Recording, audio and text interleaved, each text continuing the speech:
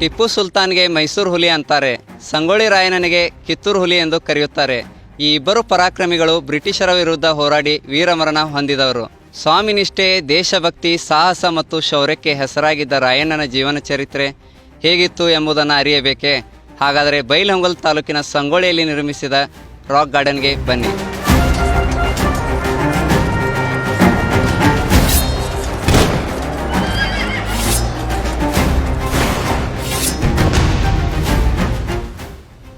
ರಾಣಿ ಚೆನ್ನಮ್ಮನ ಬಲಗೈ ಬಂಟ ರಾಯಣ್ಣ.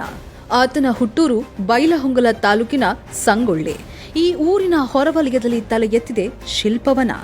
ರಾಯಣ್ಣನ ಜೀವನ ಚರಿತ್ರೆಯನ್ನ ಈಗ ಓದೋದು ಮಾತ್ರವಲ್ಲ, ನೋಡಿಯೂ ತಿಳಿಯಬಹುದು.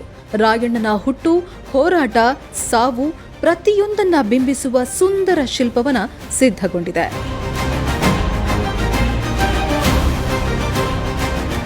ಶಿಲ್ಪವನದ ಒಳಗೆ ಬಂದರೆ ಸಾಕು, ಕ್ರಾಂತಿವೀರನ ಜೀವನ ಚರಿತ್ರೆಗೆ ಕಣ್ಣೆದುರು ಬಂದು ನಿಲ್ಲುತ್ತೆ.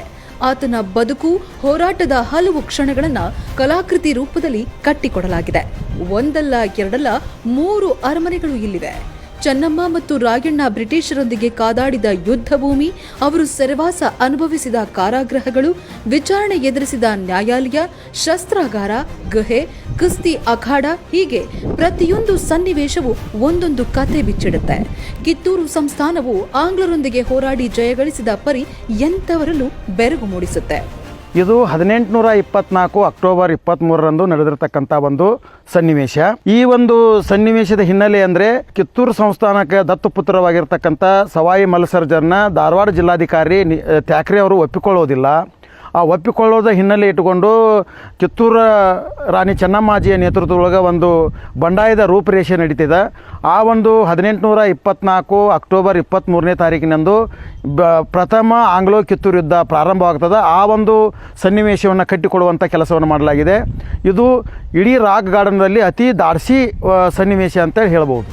ರಾಕ್ ಗಾರ್ಡನ್ ಪ್ರವೇಶಿಸಿದ ತಕ್ಷಣ ಅರಮನೆ ಸಿಗುತ್ತೆ. ಕಿತ್ತೂರು ಸಂಸ್ಥಾನದ ದೊರೆ ವೀರಪ್ಪ ದೇಸಾಯಿ ಅವರು ರಾಯಣ್ಣನ ಅಜ್ಜ ರೋಗಪ್ಪ ಅವರಿಗೆ ರಕ್ತಮಾನ್ಯ ಭೂಮಿ ನೀಡಿ ಗೌರವಿಸುವ ಸನ್ನಿವೇಶ ಎದುರಾಗುತ್ತೆ. ಅಲ್ಲಿಂದ ಬಂದು ಬಲಕ್ಕೆ ತಿರುಗಿದ್ರೆ ರೋಗಣ್ಣನವರ ಮನೆತನದವರು ಜನರಿಗೆ ಆಯುರ್ವೇದ ಚಿಕಿತ್ಸೆ ನೀಡೋದು, ರಾಯಣ್ಣನ ತಂದೆ ಭರಮಪ್ಪ ಹುಲಿ ಬೇಟೆಯಾಡುತ್ತಿರುವ, ಹುಲಿ ಕಳೇಬರವನ್ನ ಕಿತ್ತೂರು ಸಂಸ್ಥಾನಕ್ಕೆ ಹೊತ್ತು ತರುವ, ಅವರನ್ನ ಎತ್ತಿ ಗ್ರಾಮಸ್ಥರು ವಿಜಯೋತ್ಸವ ಆಚರಿಸಿದ, ರಾಯಣ್ಣ ಅವರ ನಾಮಕರಣ ಮಾಡಿದ, ಆತ ಗರಡಿ ಮನೆಯಲ್ಲಿ ಪಳಗುವ ಮತ್ತು ಸಾಹಸ ಕಲೆಗಳನ್ನು ಕಲಿಯುವ, ಕಿತ್ತೂರು ಸಂಸ್ಥಾನ ಸೇರಿ ಚೆನ್ನಮ್ಮನಿಂದ ಖಡ್ಗ ಸ್ವೀಕರಿಸುವ ಸನ್ನಿವೇಶಗಳು ಕಾಣಸಿಗುತ್ತೆ.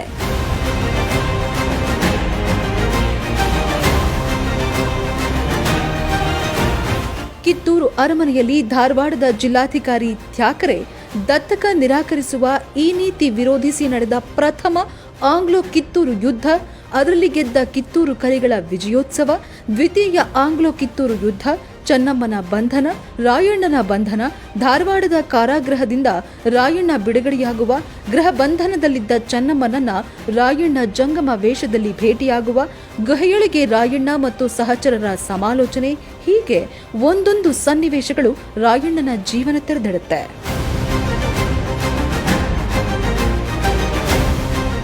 ಬ್ರಿಟಿಷರ ಇನಾಮ್ ಕಾಯ್ದೆ ವಿರೋಧಿಸಿ ರಾಯಣ್ಣ ಕರ ನಿರಾಕರಿಸುವ, ಸಂಗೊಳ್ಳಿ ಚಾವಡಿಯಲ್ಲಿ ರಾಯಣ್ಣನ ತಾಯಿ ಕೆಂಚಮ್ಮ ಕರ ನಿರಾಕರಿಸುವ, ಸುರಪುರ ಅರಸರಿಂದ ರಾಯಣ್ಣ ಸೈನಿಕರ ನೆರವು ಪಡೆಯುವುದು, ಬೀಡಿಯ ಅಮಲಾದಾರ್ ಕಚೇರಿ ಸುಡುವುದು, ಖಾನಾಪುರ ಸೇನಾ ಠಾಣೆ ಮೇಲೆ ದಾಳಿ ನಡೆಸುವುದು, ಸಂಪಗಾವಿ ಅಮಲಾದಾರ್ ಕಚೇರಿ ಮೇಲೆ ದಾಳಿ, ಮದ್ರಾಸ್ ಪ್ರಾಂತದ ಹಳಿಯಾಳ ಅಮಲದಾರ್ ಕಚೇರಿ ಮೇಲೆ ದಾಳಿ, ಧಾರವಾಡದ ಡಿಸಿ ಕಚೇರಿಯಲ್ಲಿ ರಾಯಣ್ಣನಿಗೆ ವಂಚಿಸಲು ತಂತ್ರ ರೂಪಿಸುವ, ಡೋರಿ ಹಳ್ಳದಲ್ಲಿ ರಾಯಣ್ಣನನ್ನ ಬಂಧಿಸುವ, ವಿಶೇಷ ನ್ಯಾಯಾಲಯದಲ್ಲಿ ಆತನನ್ನ ವಿಚಾರಣೆ ನಡೆಸುವ, ನಂದಗಡ ಹೊರವಲಯದ ಆಲದ ಮರಕ್ಕೆ ರಾಯಣ್ಣನೊಂದಿಗೆ 6 ಜನರಿಗೆ ಗಲ್ಲು ಶಿಕ್ಷೆ ವಿಧಿಸುವ ಸನ್ನಿವೇಶಗಳು ಒಂದೊಂದಾಗೆ ಕಣ್ಣಿಗೆ ಬೀಳುತ್ತವೆ. ಹೀಗೆ ಒಂದೇ ಎರಡೇ 64 ಸನ್ನಿವೇಶಗಳು ರಾಯಣ್ಣನ ಇತಿಹಾಸ ತೆರೆದಿಡುತ್ತೆ. ಈ ಒಂದು ರಾಕ್ ಗಾರ್ಡನ್ನಲ್ಲಿ ಕ್ರಾಂತಿವೀರ ಸಂಗೊಳ್ಳಿ ರಾಯಣ್ಣವರ ಬಾಲ್ಯದಿಂದ ಬಲಿದಾನದವರೆಗಿನ ಪ್ರತಿಯೊಂದು ಸನ್ನಿವೇಶಗಳನ್ನು ಕಟ್ಟಿಕೊಡುವಂಥ ಕೆಲಸವನ್ನು ಮಾಡಲಾಗಿದೆ. ಊರ ಹೊರವಲಯದ 10 ಎಕರೆ ವಿಶಾಲವಾದ ಪರಿಸರದಲ್ಲಿ ರಾಕ್ ಗಾರ್ಡನ್ ಭವ್ಯವಾಗಿ ತಲೆ ಎತ್ತಿದೆ.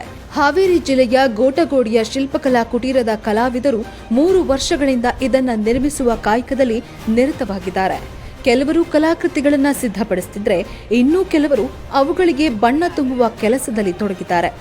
15 ಕೋಟಿ ವೆಚ್ಚದಲ್ಲಿ ಕೈಗೊಂಡ ಕಾಮಗಾರಿ ಅಂತಿಮ ಹಂತದಲ್ಲಿದ್ದು ಶೀಘ್ರವೇ ಲೋಕಾರ್ಪಣೆಗೊಳ್ಳಲು ಸಿದ್ಧವಾಗ್ತಿದೆ.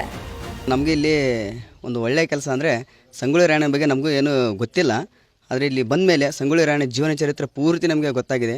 ಯಾಕಂದರೆ ಒಂದರಿಂದ ಒಂದು ಪಾರ್ಟ್ ಏನಂದರೆ ಸಂಗೊಳ್ಳಿ ರಾಯಣ್ಣ ಹುಟ್ಟಿದ್ದು, ಮತ್ತು ಅವರು ಬೆಳೆದದ್ದು, ಮತ್ತು ಅವರು ಯುದ್ಧದಲ್ಲಿ ಸೇರಿದ್ದು, ಆ ಯುದ್ಧದಲ್ಲಿ ತಾವು ಪರಿಣಿತಿ ಹೊಂದಿದ್ದು, ಮತ್ತು ಅಲ್ಲಿ ಜಯಶಾಲಿಯಾಗಿದ್ದನ್ನು ನಾವು ಕಲರ್ ಮಾಡ್ತಾ ನಾವು ತಿಳ್ಕೊಂಡಿದ್ದೀವಿ. ಅಂದರೆ ಜನರಿಗೆ ಬಂದರೂ ನಾವು ಹೇಳಬಹುದು. ಅದೇ ರೀತಿಯಾಗಿ ಮುಂದೆ ಅವರು ಸಾಯೋವರೆಗೂ ಆ ಜೀವನ ಚರಿತ್ರೆಯಲ್ಲಿ ನಾವು ಭಾಗಿಯಾಗಿದ್ವಿ. ಅದರ ಕಲರಲ್ಲಿ ನಾವು ನಿರತರಾಗಿದ್ವಿ. ರಾಯಣ್ಣನ ಹುಟ್ಟೂರಿನಲ್ಲಿ ಒಂದು ಸುತ್ತು ಹಾಕಿ ಬಂದ್ರೆ ರೋಮಾಂಚನವಾಗುತ್ತೆ. ಗ್ರಾಮದ ಹೃದಯ ಭಾಗದಲ್ಲಿ ರಾಯಣ್ಣನ ದೇವಸ್ಥಾನ ಕಟ್ಟಿ ಗ್ರಾಮಸ್ಥರು ನಿತ್ಯ ಪೂಜಿಸುವ ದೃಶ್ಯಗಳು ಕಣ್ಣಿಗೆ ಬೀಳುತ್ತವೆ. ಈಗ ರಾಯಣ್ಣನ ಪೂಜೆಗಾಗಿ ಹೊಸ ದೇವಸ್ಥಾನವೂ ನಿರ್ಮಾಣವಾಗಿದೆ. ನಾವು ಸಂಗೊಳ್ಳಿ ರಾಯಣ್ಣನ ಊರಿನವರು. ರಾಯಣ್ಣನ ಪೂಜೆ ಮಾಡುತ್ತಾ ಈಗ 3 ತಲೆಮಾರಿನ ನಂತರ ನಾವು ಪೂಜೆ ಮಾಡುತ್ತಾ ಬಂದಿರುತ್ತೇವೆ. ಪ್ರತಿ ವರ್ಷ ಜನವರಿ 12-13 ತಾರೀಕಿಗೆ ಗೌರ್ಮೆಂಟ್ ಪ್ರಾಧಿಕಾರದಿಂದ ಉತ್ಸವ ಮಾಡ್ತಾರೋ. ಊರ ಸಂಗೊಳ್ಳಿ ರಾಯಣ್ಣ ನಂತರನ ಇದಾಗೈತಿ. ಇನ್ನೊಂದು ಇಷ್ಟ ಅದು ಇಂಪ್ರೂವ್ ಆಗಬೇಕಾಗೈತಿ ಊರ.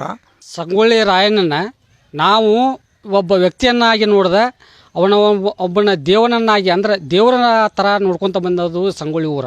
ಯಾಕಂದರೆ ಇಲ್ಲಿ ನಮ್ಮೂರಲ್ಲಿ ಅವನು ಜನಿಸಿದ್ದಕ್ಕಾಗಿ ನಾವು ಅವನ ವ್ಯಕ್ತಿ ಅಂತ ನೋಡಿಯಲ್ಲ, ಅವನ ದೇವರಂತ ನೋಡ್ಕೊತ ಬಂದೆವು. ಈಗಾಗಲೇ ಸರ್ಕಾರದಿಂದ ಹಲವಾರು ಕಾರ್ಯಕ್ರಮಗಳು ಆಗಿದಾವೆ. ಆದರೆ ಆದಷ್ಟು ಇನ್ನೂ ಬೇಗ ಆಗಿ ಜನರಿಗೆ ಆದಷ್ಟು ಅನುಕೂಲ ಆಗಲಿ, ಅವನ ಇತಿಹಾಸ ಬೆಳಕಿಗೆ ಬರಲಿ, ಮತ್ತು ಇನ್ನೂ ನಮ್ಮೂರ ಅಭಿವೃದ್ಧಿ ಆಗಲಿ. ಆಗಸ್ಟ್ 15 ರಾಯಣ್ಣನ ಜನ್ಮದಿನ. ಈ ವೇಳೆ ಸರ್ಕಾರ ರಾಯಣ್ಣನ ಹುಟ್ಟೂರಿಗೆ ವಿಶೇಷ ಕೊಡುಗೆ ನೀಡಲಿ, ಸಂಗೊಳ್ಳಿಯನ್ನ ಪ್ರವಾಸಿ ತಾಣವಾಗಿ ಅಭಿವೃದ್ಧಿ ಮಾಡಲಿ, ತಮ್ಮೂರಿನ ಹೆಮ್ಮೆಯ ಮಗನ ಕೀರ್ತಿಯನ್ನ ನಾಡಿನುದ್ದಗಲಕ್ಕೂ ಪಸರಿಸಲಿ ಎಂಬ ಮಾತು ಗ್ರಾಮಸ್ಥರಿಂದ ಕೇಳಿಬರ್ತಿದೆ.